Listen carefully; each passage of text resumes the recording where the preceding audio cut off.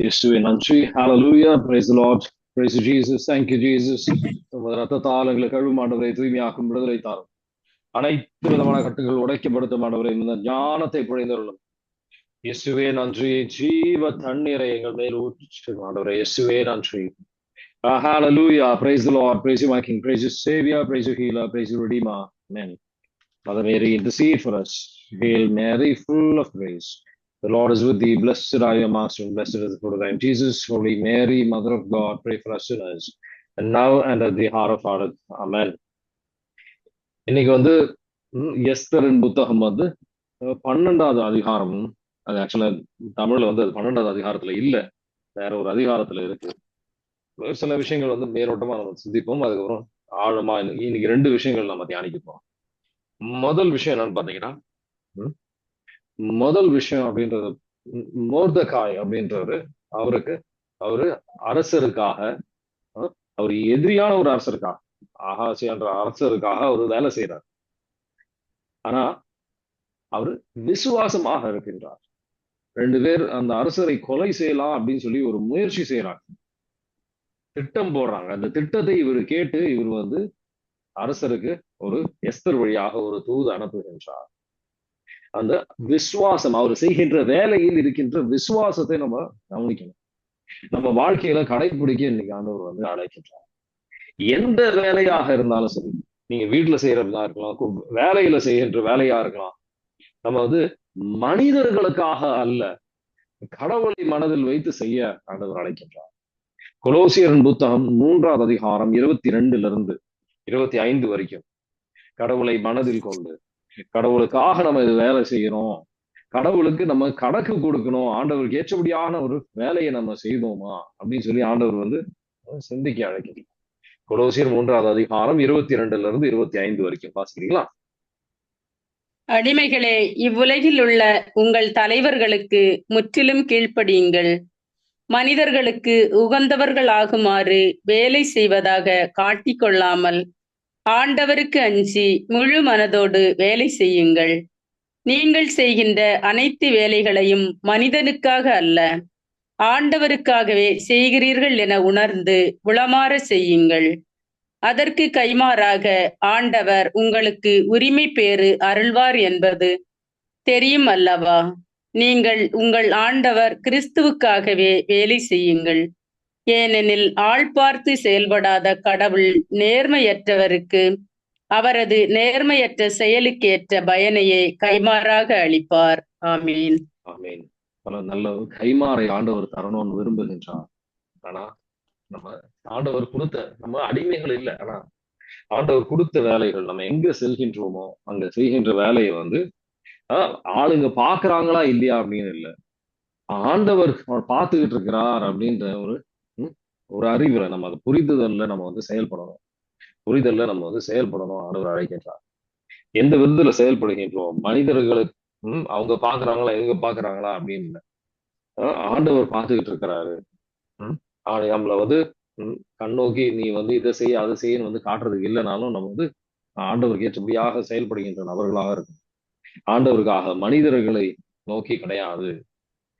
பல நேரத்துல நம்ம மனிதர்களை நோக்கி செயல்படுறதுனாலதான் அந்த உலக சார்ந்த விஷயத்திலும் சரி, நம்ம வந்து ஆசிரியர் பெறுவது கிடையாது, விசுவாசமாக இருப்பது கிடையாது. ஆண்டவர் வந்து யாரெல்லாம் தேர்ந்தெடுத்தார் அப்படின்னு வந்து சிந்திச்சு பாருங்க. யாரெல்லாம் தேர்ந்தெடுத்திருக்கின்றார்?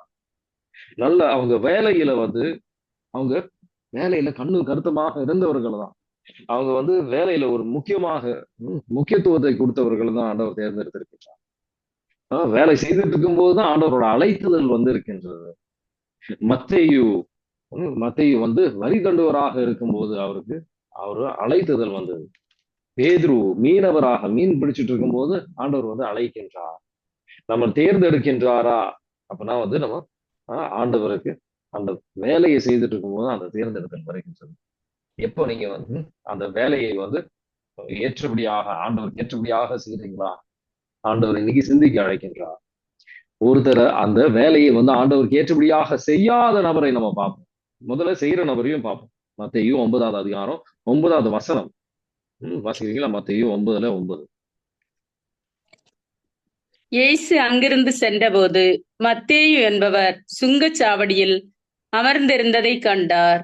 அவரிடம், என்னை பின்பற்றி வா என்றார். அவரும் எழுந்து இயேசுவை பின்பற்றி சென்றார். ஆமீன். அந்த மாதிரி வேலை செஞ்சுட்டு இருக்கும் போதுதான் ஆண்டவர் அழைக்கின்றார். எல்லாம் பிபிலிய முழுசா நீங்க பாத்துக்கோங்க. அவர் வேலை செய்துட்டு இருக்கும் போது ஆதாமை படைத்ததுக்கு அப்புறம் ஒரு வேலையை கொடுக்கிறார். ஒரு வேலையை கொடுக்கிறார். வேலை அப்படின்றது ரொம்ப முக்கியமான விஷயம். வந்து ஏலிஷாவை அழைக்கும் போது, தாவீதை அழைக்கும் போது அவர் ஆடு மேய்ச்சிட்டு இருக்கிறார். மோசே அவர் வந்து ஆடு மேய்ச்சிட்டு இருந்தார். பவுலையும் வந்து அழைக்கும் போது அவருக்கு கொடுத்த வேலையை செஞ்சுட்டு இருந்தார். கிறிஸ்துவர்களை அழிக்கிறதுக்கான வேலையை அவர் செஞ்சுட்டு இருந்தார். கண்ணும் கருத்துமானவர் சோம்பேறிகளை ஆண்டவர் அழைத்ததே கிடையாது. வேலை செய்யாத போது என்ன நடக்குதுன்னு பார்ப்போம். தாவீதின் வாழ்க்கையில 1 சாமுவேல் 16வது அதிகாரம் 11 இல்ல 1 சாமுவேல் 17வது அதிகாரம் 2 சாமுவேல் 11வது அதிகாரம் 1ல இருந்து 5 வரைக்கும் பாத்தீங்கன்னா அதுல வந்து ஒரு தவறை செய்கின்றார். பத்ஷேபாவோட தவறை செய்கின்றார். இந்த மிகப்பெரிய ஒரு பாவம் எதனால இது வந்தது அப்படின்னு பார்ப்போம். 2 சாமுவேல் 11வது அதிகாரம் 1ல இருந்து 5 வாசிக்கிறீங்களா? இளவேனிற் காலத்தில் அரசர்கள் போருக்கு புறப்பட்டு செல்வது வழக்கம். அப்பொழுது தாவீது யோவாபை தம் பணியாளரோடும் இஸ்ரேலர் அனைவரோடும் அனுப்பினார். அவர்கள் அம்மோனியரை தோற்கடித்து ரபாவை முற்றுகையிட்டனர். தாவீதோ எருசலேமிலேயே தங்கிவிட்டார். ஒரு நாள் மாலை வேளை தாவீது தம் படுக்கையிலிருந்து எழுந்து அரண்மனை மாடியில் உலாவிக் கொண்டிருந்தார். அப்போது ஒரு பெண் குளித்துக் கொண்டிருந்ததை தாவீது மாடியிலிருந்து கண்டார். அவள் மிகவும் அழகிய தோற்றம் கொண்டிருந்தாள். தாவீது அவள் யாரென்று கேட்க ஆள் அனுப்பினார். அவள் எலியாவின் மகளும் இத்தியர் உரியாவின் மனைவியுமான பத்சேபா என்று கூறினார். தாவீது தூதரை அனுப்பி அவளை வரவழைத்தார். அப்பொழுதுதான் மாதவிலக்கு முடிந்து அவள் தன்னை தூய்மைப்படுத்தி இருந்தாள். அவள் தம்மிடம் வந்ததும் அவளோடு உடலுறவு கொண்டார். பிறகு அவள் தன் இல்லம் சென்றாள். அப்பெண் கருவுற்று தாவீதிடம் ஆள் அனுப்பி தான் கருவுற்று இருப்பதாக அவரிடம் தெரிவித்தாள். ஆமீன். தாவீது முதல் வசனத்தை எடுத்து வாசி பாருங்க. தாவீது எந்த இடத்துல இருக்க வேண்டியது? அந்த அரசர்கள் போருக்கு போற ஒரு நேரம். போருக்கு போவதற்கு பதிலாக நீங்க வந்து அந்த டெரஸ்ல உலாவிக்கிட்டு இருந்தாரு. நான் வந்து ரெஸ்ட் எடுக்கலாம். நம்ம செய்ய வேண்டிய வேலையை நம்ம கண்ணு கருத்தமா செய்யாததுனால பலவிதமான பாவங்கள் நம்ம வாழ்க்கையில வருவது நம்ம தடுக்க முடியாது. பலவிதமான பாவங்கள் நம்ம வாழ்க்கையில வரும். அதனால ரொம்ப இந்த நம்ம செய்ய வேண்டிய வேலையை வந்து ரொம்ப கவனமாக செய்ய ஆண்டவர் அழைக்கின்றார். நீதிமொழிகள் 3வது அதிகாரம் 3ம் 4ம் எடுத்து வாசிப்பாருங்க. விசுவாசமான நபர்களை தான் ஆண்டவர் வந்து தேடி வருகின்றார். தாவீது விசுவாசமாக இருந்தார். அதான் ஆண்டவரோட இதயத்துக்கு ஏற்றபடியான ஒரு நபர் அப்படின்னு சொல்லி அழைக்கப்படுகின்றார். நீதிமொழிகள் 3வது அதிகாரம் 3ம் 4ம் வாசிக்கிறீங்களா? அன்பும் வாய்மையும் உன்னிடம் குன்றாதிருப்பதாக, அவற்றை கழுத்தில் அணிகலனாய் பூண்டுகொள். அப்பொழுது நீ கடவுளுக்கும் மனிதருக்கும் உகந்தவன் ஆவாய். அவர்களது நல்லெண்ணத்தையும் பெறுவாய். ஆமீன். ஆமீன். மனிதருக்கும் கடவுளுக்கும் உகந்தவராக இருப்பாய். எந்தெந்த விஷயத்துல நம்ம விசுவாசமாக இருக்குமோ நம்ம வந்து மனிதனுக்கும் கடவுளுக்கும் உகந்தவர்களாக இருப்போம். அப்பதான் நம்ம ஆன்மீகத்திலையும் வளர முடியும், உலக சார்ந்த விஷயத்திலையும் வளர முடியும். இந்த விசுவாசமாக இருப்பது அப்படின்றது ரொம்ப முக்கியம். கடவுள் பாக்குறாரு அப்படின்ற ஒரு விஷயம். அது ஆண்டவர் கண் வந்து அது நம்ம மேல இருக்கு. நீதிமொழிகள்லயே 15ல 3வது வசனம் எடுத்து வரும். எல்லா இடத்துலயும் ஆண்டவர் கண்கள் இருக்கின்றது, நம்மளை பார்த்துக்கிட்டு இருக்கிறாரு அப்படின்ற ஒரு புரிதல் நமக்கு வேணும். நீதிமொழிகள் 15ல 3 வாசிக்கிறீங்களா? ஆண்டவருடைய கண்கள் எங்கும் நோக்கும், நல்லாரையும் பார்க்கும், பொல்லாரையும் பார்க்கும். ஆமீன். ஆமீன். மத்தேயு 25வது அதிகாரம் யாரெல்லாம் ஆண்டவர் பாராட்டுகின்றார் அப்படின்னு பாருங்க. பாராட்டு, ஆண்டவரோட பாராட்டை பெறணும் அப்படின்னு சொன்னா நம்ம செய்கின்ற விஷயத்துல வந்து நம்ம விசுவாசமாக இருக்கும். நீதிமொழிகள் மத்தேயு 25:21வது வசனம் வாசிக்கிறீங்களா? அதுல ரெண்டு விஷயம் அதற்கு சொல்லுவார். அவருடைய தலைவர் அவரிடம், நன்று, நம்பிக்கைக்குரிய நல்ல பணியாளரே, சிறிய பொறுப்புகளில் நம்பிக்கைக்கு உரியவராய் இருந்தீர். எனவே பெரிய பொறுப்புகளில் உம்மை அமர்த்துவேன். உம் தலைவனாகிய எம் மகிழ்ச்சியில் நீரும் பங்கு கொள்ளும் என்றார். ஆமீன். ஆமென். நம்பிக்கையான நல்ல பணியாளனே. நம்ம நல்லவராக இருந்தா போதும் அப்படின்ற எண்ணங்கள் சில பேருக்கு இருக்கு. கொஞ்சம் சோம்பேறியா இருந்தா பரவாயில்ல, ஆண்டவர் வந்து பொறுத்துக்குவாரு அப்படின்ற ஒரு தவறான எண்ணம் இருக்கு. நம்ம வளரணும் அப்படின்னு சொன்னா நம்ம கம்ஃபர்ட் ஜோன், நமக்காக நம்ம வந்து இது போதும், இதுக்கு மேலலாம் என்னால வந்து வேலை செய்ய முடியாது, இதுக்கு மேலலாம் வந்து போதும், இது அதிகம். அது வீட்லயா இருந்தாலும் சரி, நம்ம வெளியில இருந்தாலும் சரி, நம்ம கொடுத்த பொறுப்பை வந்து ஒரு அளவுக்கு தான் வந்து செய்யும். அந்த அந்த மாதிரி இல்லை. அது ஆண்டவருக்காக செய்யணும் அப்படின்ற ஒரு நினைப்புல அது வந்து செய்யும் போது இன்னும் மேன்மையாக நான் எப்படி செய்ய முடியும் அப்படின்னு சிந்திச்சு, இன்னும் நான் இருக்கிறதுல எல்லாரும் விட வந்து நல்ல விதமா செய்யணும். ஆண்டவரே அந்த கிருபையை தாரும் ஆண்டவரே அப்படின்னு சொல்லி நல்ல பணியாளனே. நல்ல எண்ணங்கள் இருந்தால் மட்டும் போதாது, விசுவாசமாக, நல்ல விசுவாசமாக, இந்த ரெண்டு விதமான விஷயங்களும் நமக்கு தேவை.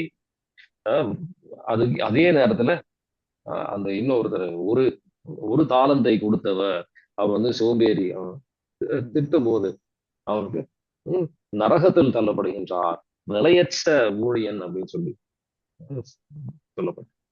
அதனால கவனமாக இருப்போம், விசுவாசமாக ஆண்டவர் கொடுக்கிற என்ன பொறுப்பாக இருந்தாலும் சரி, சின்ன பொறுப்போ பெருசோ, எல்லா விஷயத்தையும் நம்ம வந்து நல்ல இன்னும் மேன்மையா எப்படி செய்யணும் அப்படின்னு யோசிக்க வேண்டியது நம்ம கடமை. அடுத்த ஒரு விஷயம், எஸ்தரின் புத்தகம் 1வது அதிகாரத்துல நம்ம இன்னைக்கு அடுத்த ஒரு சிந்திக்க போற விஷயம் ஆண்டவர் என்னன்னா, 1வது அதிகாரத்துல 9வது வசனத்துல இருந்து 12வது வசனம், இது ரொம்ப முக்கியமான விஷயம். வாசிக்கிறீங்களா? எஸ்தர் 1வது அதிகாரத்துல 9ல இருந்து 12. இங்க அரசர் வந்து ஒரு விழாவை 2-3 விழாலாம் வந்து நடக்குது. வாசிக்கிறீங்களா? எஸ்தர் 1வது அதிகாரம் 9ல இருந்து 12. 9 நம்பர்லயா இருக்குது? இல்ல, 1வது அதிகாரத்துல 9ல இருந்து 12 இல்லைங்களா? அங்க வந்து ஒரு விழா, ஒரு ராணி வாஷ்டி அப்படின்ற ஒரு ராணி வந்து அவங்களுக்கு ஒரு விழா சிறப்பிக்க. அதே நேரத்தில் அர்த்தசஸ்தா மன்னரின் அரண்மனையில் ஆஸ்தின் அரசி பெண்களுக்கு விருந்து அளித்தாள். 7ஆம் நாளன்று அர்த்தசஸ்தா மன்னர் களிப்புற்றிருந்த பொழுது தம் அலுவலர்களாகிய ஆமான், பாசான், தாரா, போராசா, சலெல்தா, அபத்சாதா, தாராபா என்னும் 7 அண்ணர்களிடமும் அரசியை தம்மிடம் அழைத்து வருமாறு பணித்தார். அவளை அரியணையில் அமர்த்தி முடிசூட்டி அவளது எழிலை மாநில ஆளுநர்களும் பிற நாட்டினரும் காண வேண்டும் என்று விரும்பினார். ஏனெனில் அவள் மிகுந்த அழகுள்ளவள். ஆனால் ஆஸ்தின் அரசி மன்னருக்கு கீழ்ப்படியவும் அன்னகர்களுடன் வரவும் மறுத்துவிட்டாள். இதனால் மன்னர் வருத்தமுற்று சினம் கொண்டார். ஆமீன். ஆமீன். அவரு வர மறுத்து விட்டார். ஆண்டவர் வந்து அந்த ஒரு எப்படி இந்த அரசிக்கு வந்து என்னென்ன தேவை, அந்த பேரு, அந்த புகழ், அதனால இந்த அரசியாக இருக்கின்றதுனால வருகின்ற ஒரு சலுகைகள் எல்லாம் தேவை. ஆனா அரசர்கிட்ட கீழ்ப்படிய முடியாது. அதான் நம்ம இங்க கவனிக்கிறோம். சரிங்களா?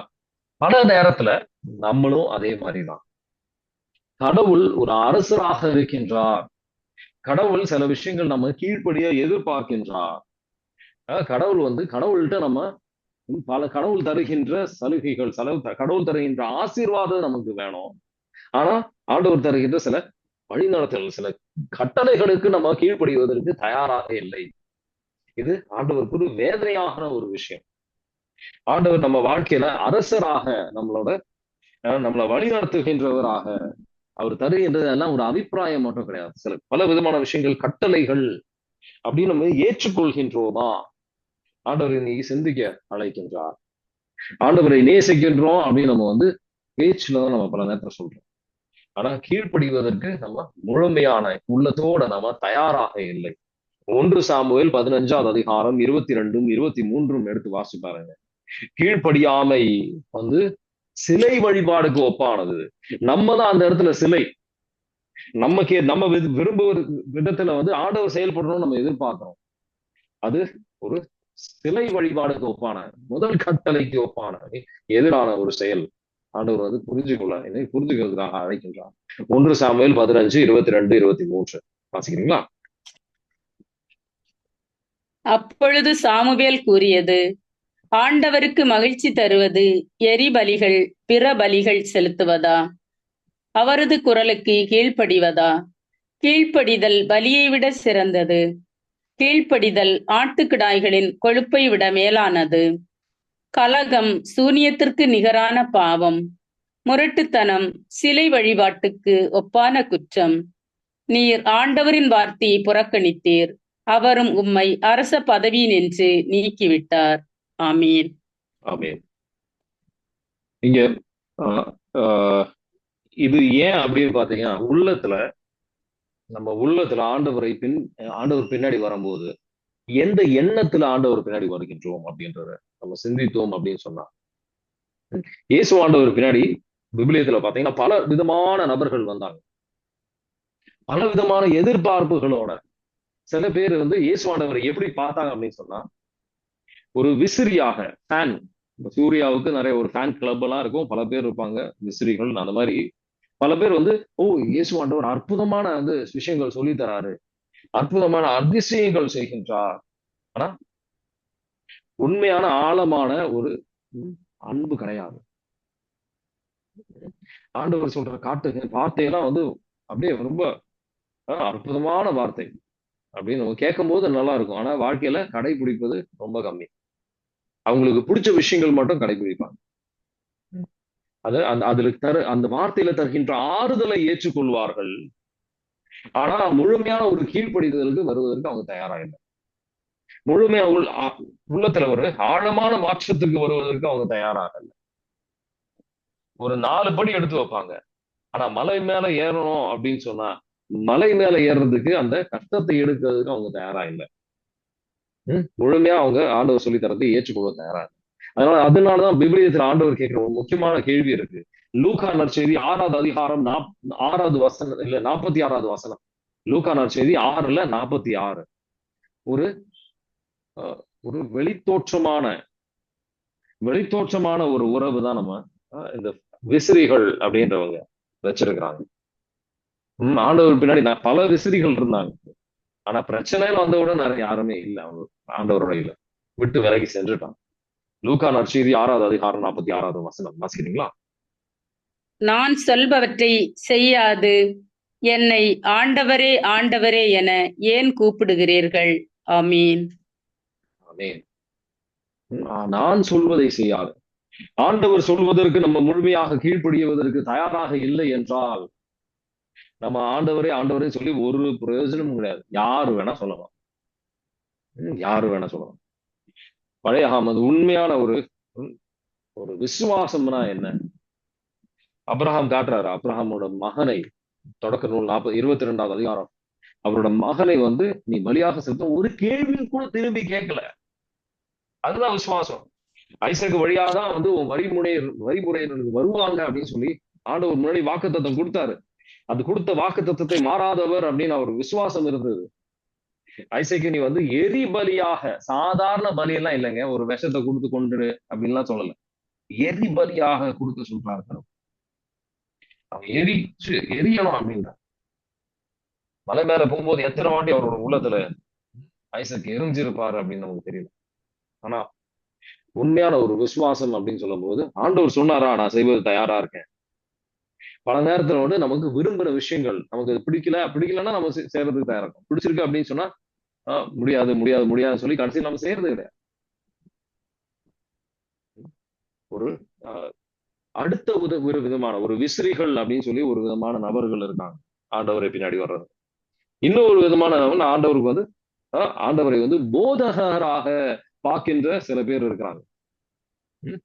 போதகராக சில விஷயங்கள் கத்துக்கணும், ஆண்டவர்கிட்ட இருந்து சில விஷயங்கள் கத்துக்கணும், அவரோட வழிகளை வந்து தெரிஞ்சுக்கணும் அப்படின்னு சொல்லி இந்த அறிவுல நம்ம வளர்றதுக்காக சில பேர் வந்து சிந்தனை விதமாக தான் ஆண்டவர் பின்னாடி வருகின்றார்களே ஒழிய, அவர் அதிகாரத்தை பார்த்த அந்த அதிகாரம் எனக்கு கிடைக்கணும், பலவிதமான போதகர் கத்துக்கணும்னு சொல்லி நிறைய பேர் வந்திருக்காங்க.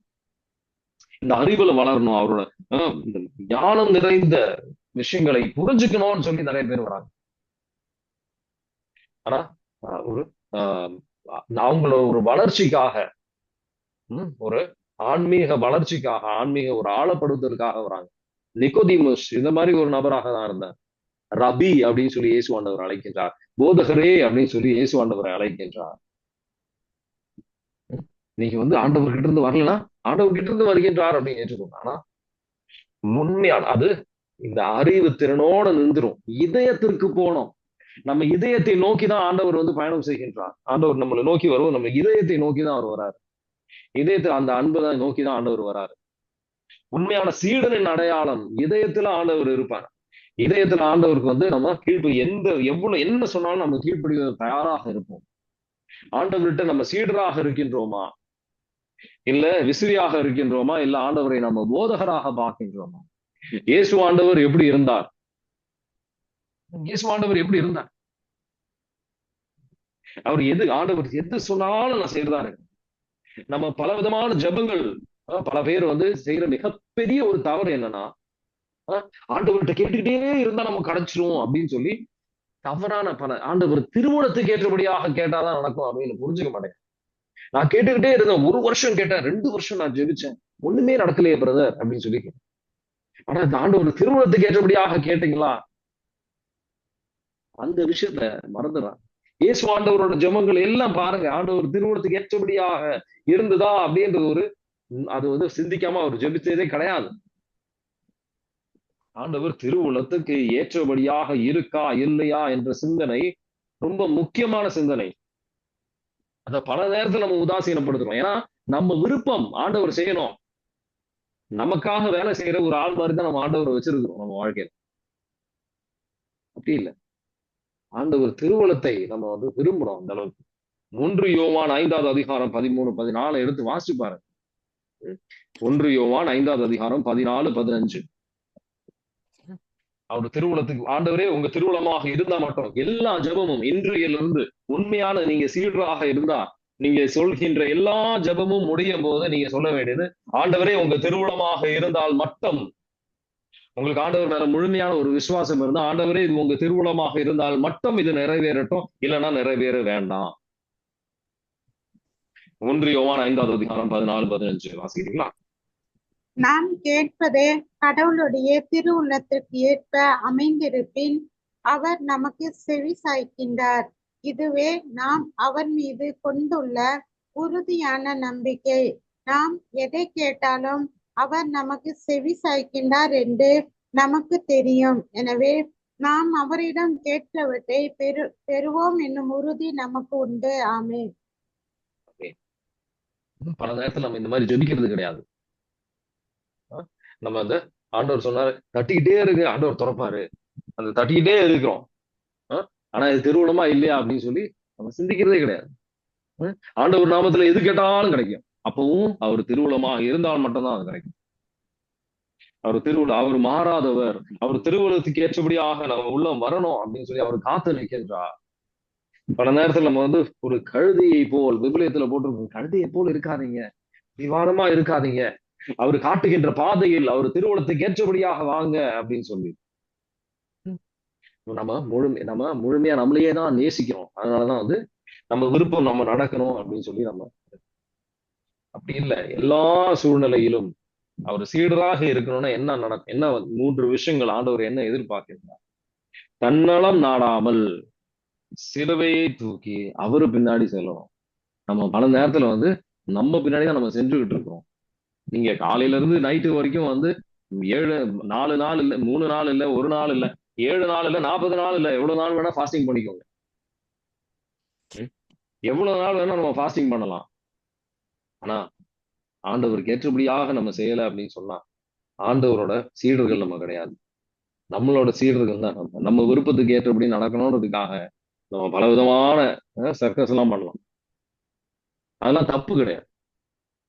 ஆனா அந்த நோக்கம் அப்படின்றது நம்ம உள்ளத்தின் நோக்கத்தை ஆண்டவர் பார்க்கிறாரு. ஒரு மனுஷனுக்கு 2 வேலையாட்கள் இருந்தாங்கன்னு சொல்லுவாங்க. 2 வேலையாட்கள்.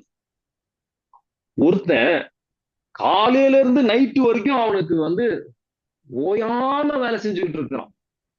2 நபர்கள். ம், காலையில இருந்து நைட் வரைக்கும் ஒருத்தன் வந்து ஓயாம வேலை செஞ்சுக்கிட்டு இருக்கான்.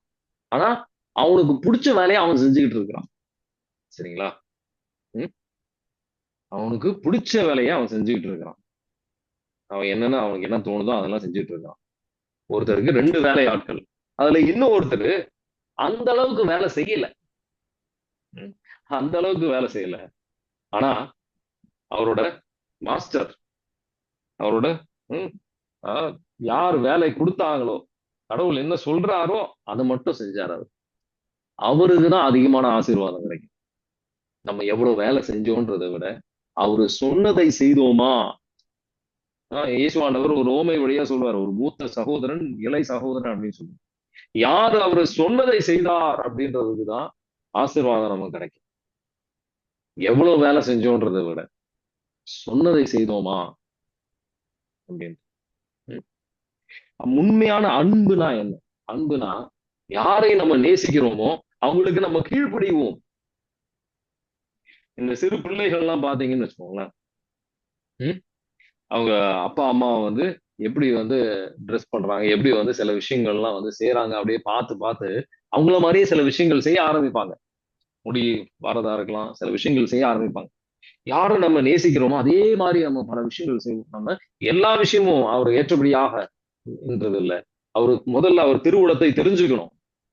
திருத்தூதர் பணிகள் 22வது அதிகாரம் 14வது வசனம் எடுத்து வாசி பாருங்க. முதல்ல அவர் திருவுளத்தை நம்ம தெரிஞ்சுக்கணும். ஆண்டவர் அந்த திருவுளத்தை தெரிஞ்சுக்கணும்னு அவர் விரும்புறாரு. வாசிக்கிறீங்களா? திருத்தூதர் பணிகள் 22:14. அவர் அதை புரிஞ்சுக்கணும், நம்ம வந்து கடைபிடிக்கணும் நம்ம வாழ்க்கையில. உள்ளத்துல இருந்து அதை கீழ்ப்படியணும் அவர் திருவுளத்துக்கா. நம்ம திருவுளத்தை வாழ்க்கையில நிறைவேறணும் அப்படின்னு சொல்லி அவர் ஞானத்தில் நம்பிக்கை வைக்கின்ற அடையாளம் அது. வாசிங்க திருத்தூதர் பணிகள் 22:14. அப்போது அவர் நம் மூதாதையரின் கடவுள் தம் திருவுளத்தை அறியவும் தம் நேர்மையாளரை காணவும் தம் வாய்மொழியை கேட்கவும் உம்மை ஏற்படுத்தியுள்ளார். ஆமீன். ஆமீன். அவர் திருவுளத்துல நம்ம ஒரு மகிழ்ச்சியை, ஏன்னா அவரு நம்ம நன்மைக்காக அவரு செய்திருக்கின்றார் அப்படின்னு. திருப்பாடல் 40வது அதிகாரம் 8வது வசனத்தை எடுத்து வாசிப்பாரு. அதுல ஒரு மகிழ்ச்சி நமக்கு இருக்கணும். அவர் திருவுளத்துல ஒரு மகிழ்ச்சி நம்ம உள்ளத்துல இருந்து அதுக்கு நம்ம கீழ்ப்படியணும். அப்பதான் வந்து நம்ம கடவுளோட பிள்ளைகள். திருப்பாடல் 40:8 வாசிக்கிறீங்களா?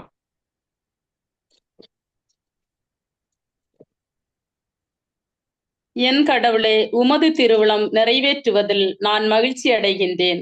உமது திருச்சட்டம் என் உள்ளத்தில் இருக்கின்றது என்றேன் நான். ஆமீன். ஆமீன்.